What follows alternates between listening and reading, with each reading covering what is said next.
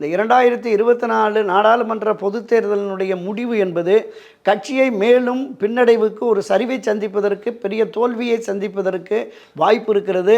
எனவே இனிமேலாவது நாம் ஒன்றுபட்டு செயல்பட்டால்தான், ஒன்றிணைந்த அதிமுக தான் திமுகவை எதிர்த்து களமாட முடியும், தொடர்ந்து ஆட்சி அதிகாரத்திற்கு வர முடியும் என்கிற ஒரு எண்ணமும் உணர்வும் எல்லா மட்டத்திலும் வந்துவிட்டது. ஏன் தேர்தல் போது சொல்லியிருக்கலாமே.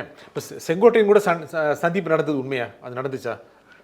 அவருடைய செங்கோட்டையனுக்கு நெருக்கமான வட்டாரத்திலேயே வெளிப்படையாகவே திரு எடப்பாடி பழனிசாமி அவர்களை அவர் விமர்சித்தார்.